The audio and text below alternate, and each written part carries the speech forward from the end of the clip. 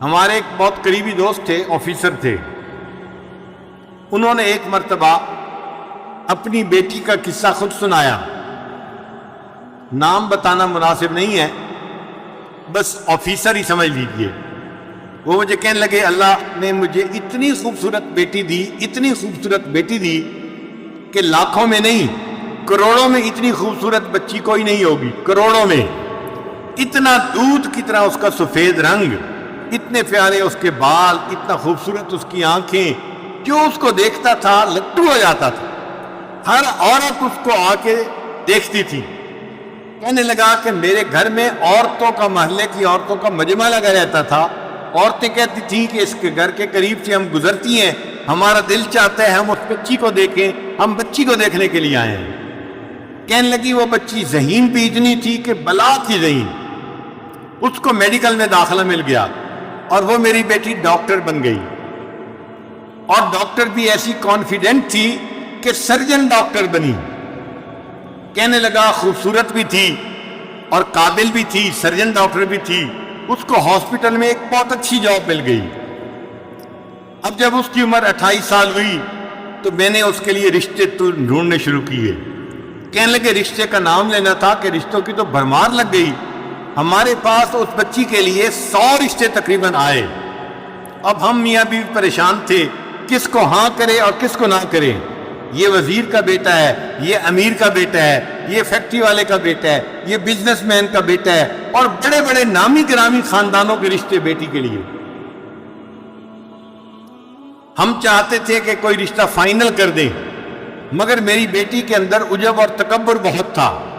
جو رشتہ آتا وہ کوئی نہ کوئی اس کے اندر عیب نکال دیتی. یہ لڑکا تو دیہاتی نظر آتا ہے، میں اس سے شادی نہیں کروں گی. اور کئی مرتبہ کہتی لڑکا تو ٹھیک ہے، ڈاکٹر ہے، مگر اس لڑکے کی ماں دیہاتی ہے، میرا گزارا نہیں ہوگا. لڑکے کی ماں دیہاتی ہے، اس پہ رشتہ نہ کر دیتی. کہنے لگے کہ 2-4 سال تو اسی طرح گزر گئے. روز کا کام تھا، رشتے آتے اور بچی نہ کر دیتی، اور ہمیں رشتے پسند بھی آتے کہ لڑکا سمجھدار ہوتا، تعلیم یافتہ ہوتا، اور اچھا اس کا کام کاروبار ہوتا، مال پیسے والا ہوتا، سارے وسائل اس کے پاس ہوتے، مگر بچی کا دل مطمئن ہی نہیں ہوتا تھا. اور جب ہم اسے کہتے کہ بیٹی رشتہ تو اچھا ہے، تو بیٹی آگے سے جواب دیتی ان رشتوں کا کیا، یہ تو سینکڑوں رشتے جو ہے آ سکتے ہیں، ان کا کیا ہے. کہنے لگے کہ 3-4 سال کے بعد اس کی عمر 34 سال ہو گئی. اب رشتے آنے ذرا کم ہو گئے، مگر بچی کو پھر بھی یقین تھا کہ میرے لیے ضرور اچھا رشتہ آئے گا. رشتے والوں کو آخر کیا چاہیے جو میرے پاس نہیں ہے. اس کو ناز تھا اپنے حسن پہ، اپنی تعلیم پہ، اپنی سمجھداری پہ. کہنے لگا کہ پھر اس کے تکبر کی وجہ سے ایک عذاب آیا. آپ اپنی بیٹی کا واقعہ خود سنا رہا ہے. کہتے کہ میری بیٹی کے اوپر عذاب آیا. اس نے کسی مریض کی سرجری کی، اور سرجری کرنے کی وجہ سے اس کو کوئی ایسا انفیکشن ہوا کہ میری بیٹی کے ہاتھوں کی جو جلد تھی وہ ساری کی ساری ایسے ہو گئی جیسے مردہ ہوتی ہے، کسی بوڑھے کی ہوتی ہے. اب بچی خوبصورت ہے، نوجوان ہے، مگر دونوں ہاتھوں کی جلد جو ہے وہ ایسے ہے جیسے کوئی 90 سال کا بوڑھا ہوتا ہے. ہاتھ بدنما بن گئے. اب وہ اپنے ہاتھوں کو ظاہر بھی نہیں کرتی تھی. اب رشتہ دیکھنے والے آتے تو وہ ان کے سامنے آتی تو اپنے ہاتھوں کو اپنے دوپٹے میں چھپاتی تھی. تو لوگ بھی پریشان ہوتے کہ یہ ہاتھ کیوں نہیں دکھا رہی، اور جس کی نظر پڑ جاتی تھی ہاتھوں پہ وہ رشتہ جو ہے ریجیکٹ کر کے چلے جاتے تھے. اب جب رشتے ریجیکٹ ہونے لگے تو میری بیٹی کو فکر لاحق ہوئی. کہنے لگا کہ پھر پریشان ہوئی. مجھے کہتی ابو آپ کوئی رشتہ سلیکٹ کر لیں، اب میری عمر 36 سال ہو گئی ہے.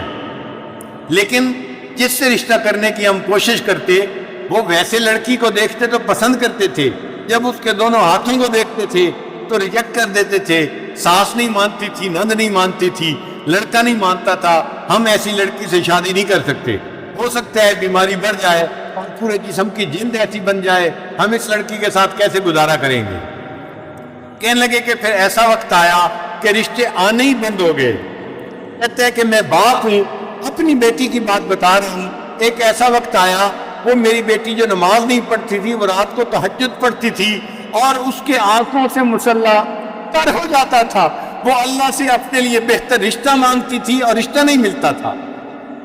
میں نے اپنی بیٹی کو جو ذلیل ہوتے دیکھا تو میں باپ ہوں کہ بتا رہا ہوں کہ واقعی انسان گناہ کرتا ہے، اس کی سزا آخرت میں تو اس کو ملے گی صحیح، اللہ تعالیٰ دنیا میں بھی اس کی سزا بندے کو دے دیتے ہیں۔ ایسا اس کا تکبر ٹوٹا کہ ایک دن مجھے کہنے لگی، ابو آپ کسی ریڑھی والی سے ہی میری شادی کر دیں، اب تو میری عمر 40 کے قریب ہونے لگ گئی ہے۔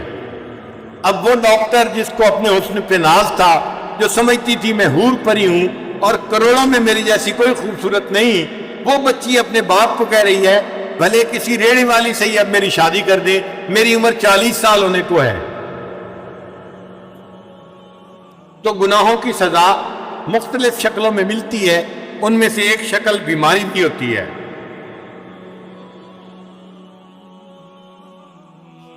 اور ایک شکل ہوتی ہے کہ انسان کو اللہ تعالیٰ لوگوں میں بے عزت کر دیتے ہیں، لوگوں کے دل سے اس کی عزت نکال دیتے ہیں۔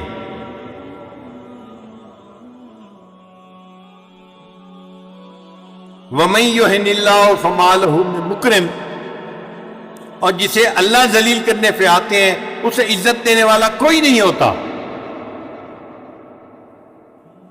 ایک آفیسر تھا 21 گریڈ کا، 21 گریڈ کا آفیسر بڑا آفیسر ہوتا ہے، یہ ڈپٹی کمشنر سے بھی اونچے گریڈ کا بندہ ہوتا ہے، یوں سمجھ لی برابر کے گریڈ کا۔ وہ رشوت لیتا تھا اور مال پیسہ اس کے پاس بہت تھا۔ اس کی ذرا کہانی سن لیجئے، یہ حقیقی کہانی ہے۔ اس بندے نے ایک کالونی کے اندر پلاٹ خریدا اور بہترین گھر بنایا، پھر وہ اپنے گھر کے اندر شفٹ ہو گیا۔ جب گھر کے اندر شفٹ ہوا تب اس کو پتا چلا کہ گھر کے بالکل ساتھ مسجد تھی اور مسجد کی اذان کی آواز اس کے گھر میں آتی تھی۔ اب جو نیک بندہ ہے وہ تو خوش ہوتا ہے کہ مسجد کا پڑوس مل گیا، جو فسق و فجور میں پڑا ہوتا ہے، بے نمازی ہوتا ہے، اس کو مسجد کا پڑوس نہیں چاہیے ہوتا۔ چنانچہ یہ رات کو سویا ہوا تھا، مؤذن نے فجر کی اذان دی، اس کی آنکھ کھل گئی۔ اب اس کو بڑا غصہ آیا کہ اس نے میری نیند خراب کر دی۔ صبح اٹھا تو اس نے مؤذن کو بلوایا اور مؤذن کو کہا کہ تم فجر کی اذان سپیکر پہ مت دیا کرو، میری نیند خراب ہوتی ہے۔ مؤذن نے جا کے محلے کے لوگوں کو بتایا، انہوں نے کہا کہ بھئی ہم تو بوڑھے ہیں، گھڑی کا ٹائم دیکھ نہیں سکتے، ہم تو اذان کی آواز سنتے ہیں فجر میں تو مسجد میں آتے ہیں، اگر آفیسر صاحب کو پرابلم ہے تو یہ اپنا گھر مسجد سے دور کہیں جا کر خرید لیں، کیوں انہوں نے قریب خریدا ہے؟ یہ جگہ بدلے، مسجد تو نہیں بدل سکتی، تم اذان کی آواز دے سپیکر پہ۔ تو مؤذن نے اگلے دن پھر سپیکر پہ اذان دے دی۔ اب اس بندے کی جب پھر نیند خراب ہوئی، اس کو بڑا غصہ۔ میں نے مؤذن کو بلا کے کہا بھی تھا اذان کی آواز نہ دینا فجر کے وقت میں سپیکر پہ، اس نے میری بات نہیں مانی۔ اس نے دن میں اس مؤذن کو بلایا اور اس کو پھر اس نے ایک تھپڑ لگایا۔ میں نے تجھے نہیں کہا تھا، تجھے میری بات سمجھ نہیں آئی تھی، میں فارسی بول رہا تھا، تو کیوں نہیں سمجھا، کیوں تو نے اذان دی؟ اب مؤذن کو جو تھپڑ پڑا وہ بیچارہ تو صبر کر گیا، مگر اللہ کا نظام حرکت میں آ گیا۔ اب اس آفیسر کے اوپر پکڑ آئی، اور وہ پکڑ کیسی تھی کہ اس کے دونوں بازوؤں کے اوپر فالج کا اٹیک ہو گیا اور دونوں بازو اس کے یوں سینے کے اوپر لگ گئے۔ اب بازو لمبے بھی نہیں کر سکتا اور بازو یہاں پر ہیں اور وہ کام بھی نہیں کر سکتا۔ جب کام نہیں کر سکتا تو دفتر والوں نے اس کی نوکری سے چھٹی کروا دی۔ وہ جو رشوت کا پیسہ آ رہا تھا، ایک پائپ لائن لگی ہوئی تھی پیسے کی، وہ سب ختم ہو گئی۔ اب یہ گھر میں پڑ گیا، بیوی خدمت کرنے لگی، مگر مزاج افسرانہ تھا، شاہانہ تھا۔ بیوی کھانا لاتی، اس میں عیب نکالتا، گرم نہیں، نمک ایسے نہیں، فلاں ایسے نہیں، ہر چیز میں عیب۔ اب بیوی بھی تنگ آ گئی کہ میں سارا دن خدمت بھی کرتی ہوں اور چھوٹی چھوٹی باتوں پہ یہ اتنا غصہ بھی کرتے ہیں اور بچوں کے سامنے مجھے ڈانٹتے ہیں۔ ذرا ذرا سی بات پہ یہ بیوی کو گالیاں دینے لگ جاتے ہیں۔ 1 سال بیوی نے گزارا کیا، پھر ایک دن بیوی نے کہا کہ دیکھیں میں نے 1 سال آپ کی بیماری میں آپ کی دن رات خدمت کی ہے، میں انسان ہوں، میں تھکی ہوئی ہوتی تھی، آپ کی خدمت کو ترجیح دیتی تھی، آپ نے میری خدمت کی قدر نہیں کی، آپ نے بچوں کے سامنے مجھے گالیاں دی، میں خاندانی لڑکی ہوں، میں اتنی بگڑی پڑی لڑکی نہیں کہ آپ مجھے بات بات پہ گالیاں دیں، میں اپنے بچوں کو لے کے جا رہی ہوں، آپ جانے آپ کا کام جانے۔ تو ماں نے اپنے بچوں کو لیا اور اپنے ماں باپ کے گھر چلی گئی۔ اب یہ اکیلا پڑا ہوا ہے، گھر میں کوئی کھانا پوچھنے والا نہیں، دینے والا نہیں۔ ہمسائے میں بھائی رہتا تھا، بھائی کو پتا چلا تو بھائی اس کو گھر لے کے گیا اور اس نے اپنے بھائی کو کہا کہ دیکھو اب تم میرے چھوٹے بھائی ہو، میں نے ساری عمر تمہارے ساتھ اتنا احسان کیا ہے، تم میری خدمت کرو، میں تمہارے باپ کی جگہ ہوں۔ تو بھائی گھر لے کے چلا گیا، اس نے اپنے بیوی بچوں کو کہا کہ میرے بھائی کی خدمت کرو، یہ بیمار ہے۔ مگر جو مزاج بگڑا ہوا ہوتا ہے وہ تو ہر جگہ بگڑا ہوا ہوتا ہے۔ اب بھائی کے گھر میں بھی اس کا حال یہی کہ بھابھی چائے لے کے آئی، یہ تو گرم نہیں ہے، اور تمہیں تو سلیقہ نہیں ہے، تمہیں تو فلاں نہیں ہے، تو بھابھی اس کی باتیں کیسے برداشت کرتی؟ اس نے چند دن دیکھا، چند دن کے بعد اس نے اپنے خاوند کو کہا یا تو تم بھائی کو گھر پہ رکھ لو یا پھر مجھے گھر پہ رکھو، ورنہ میں گھر سے جا رہی ہوں۔ اب بھائی کو اپنا گھر بھی ٹوٹتا نظر آیا۔ ایک دن بھائی نے آ کے اس کو سمجھایا، میری بیوی آپ کی خدمت کرتی ہے، میرے بچے آپ کی خدمت کرتے ہیں، آپ ان کو کیوں ڈانٹتے ہیں، کیوں ان سے غصے ہوتے ہیں؟ اس نے بھائی کو بھی جو ہے وہ سنانی شروع کر دی، تم رن مرید ہو، تم بیوی کے جو ہے وہ جو ہے غلام ہو، تم کوئی انسان ہو، تم مرد ہو، تمہارا یہ حال ہے، تمہارا یہ حال ہے۔ اب جب اس نے بھائی کو اس کے بچوں کے سامنے ڈانٹا تو بچوں نے اپنے باپ سے کہا ابو جی اس بھائی کو یہاں سے چھٹی کراؤ۔ بھائی کو بھی غصہ آیا، تقریباً دن کے کوئی 9 بجے تھے، گرمی کا موسم تھا، اس نے اپنے بچوں کے ساتھ اس کی چارپائی کو اٹھایا اور اٹھا کے اس کو باہر جا کر گلی کے اندر رکھ دیا۔ سڑک تھی دروازے کے اوپر، اب یہ سڑک کے کنارے پڑا ہوا ہے اور اس کی جو ہے وہ پوچھنے والا کوئی نہیں، اس کو کھانا دینے والا کوئی نہیں۔ جب سورج اور بلند ہوا تو گرمی بھی تھی، پسینہ بھی تھا، اور اللہ کی شان دیکھیں اس دوران اس کو ٹانگوں پہ فالج ہوا اور اس کی ٹانگیں بھی جیسے ہاتھ سینے پہ لگے ہوئے تھے، ٹانگیں بھی سینے کے ساتھ لگ گئیں۔ اب یہ گوشت کا لوتھڑا بن گیا، نہ ہاتھ ہلا سکتا ہے نہ پاؤں ہلا سکتا ہے، صرف دیکھ سکتا ہے، بول سکتا ہے، سڑک کے کنارے پڑا ہوا ہے۔ اب اس کو بھوک لگی ہوئی ہے کیونکہ 1-2 دن سے اس نے کھایا نہیں تھا۔ اب جب اس نے آتے جاتے لوگوں کو دیکھا تو لوگوں سے بھیک مانگنی شروع کر دی، اللہ کے نام پہ مجھے دے دو، میں بھوکا ہوں، مجھے بہت بھوک لگی ہوئی ہے۔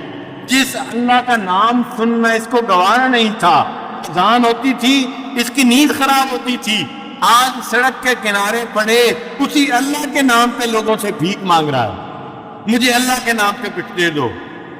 ایک کالج کا لڑکا جا رہا تھا، اس نے اس کو 10 روپے نکال کے دیے۔ یہ کہنے لگا بچہ میں اس 10 روپے کا کیا کروں گا، نہ میں چل سکتا ہوں نہ آ جا سکتا ہوں، مجھے تو بھوک لگی ہے، روٹی لا کے دو۔ اس نے روٹی قریب سے خریدی اور لا کے دی۔ جب روٹی لا کے دی اس نے تو یہ کہنے لگا کہ میں اپنے ہاتھ سے تو روٹی توڑ کے کھا نہیں سکتا، آپ پلیز مجھے روٹی کھلا بھی دیں۔ وہ لڑکا کہنے لگا مجھے تو کالج جانا ہے اور دیر ہو رہی ہے، میں نے روٹی لا کے دے دی، اب کھلانے کا ٹائم تو میرے پاس نہیں ہے، میں یہ روٹی رکھ کے جا رہا ہوں۔ جب اس نے روٹی زمین کے اوپر رکھی تو یہ سوچنے لگا کہ زمین پہ رکھی روٹی تو میں اٹھا کے کھا نہیں سکتا، نہ ہاتھ کام کرتے ہیں نہ پاؤں کام کرتے ہیں، تو یہ اس لڑکے کو کہنے لگا زمین پہ روٹی نہ رکھیں، مجھے پکڑا دے۔ اس نے ہاتھ میں پکڑانی چاہی، اس کے ہاتھ کی انگلیاں ہلتی نہیں تھی، یہ ہاتھ میں روٹی نہیں پکڑ سکا۔ پھر کہنے لگا اچھا تو مجھے میرے پاؤں میں روٹی پکڑا دو۔ اس نوجوان نے اس کے جو پاؤں تھے سینے کے اوپر رکھے ہوئے، اس کے انگوٹھے اور انگلی کے درمیان روٹی ڈال دی اور اس نے اس کو تھوڑا سا گرپ کر لیا، پاؤں سے روٹی پکڑی ہوئی ہے اور منہ سے نوچ کے اس کو کھا رہا ہے۔ جس اللہ کی نافرمانی کرتا تھا اس اللہ نے دکھا دیا، دیکھو جب میری سزا آتی ہے تم سڑک کے کنارے کتے کی طرح اپنے پاؤں سے روٹی پکڑ کے منہ سے نوچ کے کھاؤ گے۔ یہ وہ آفیسر تھا جس کی بڑی عزت تھی، بڑا مال تھا، بڑا اس کا مکان تھا، بڑی گاڑی تھی، اور آج سڑک کے کنارے پاؤں کی انگلیوں کے درمیان روٹی پکڑ کے یہ اپنے منہ سے اس روٹی کو نوچ کے کھا رہا ہے۔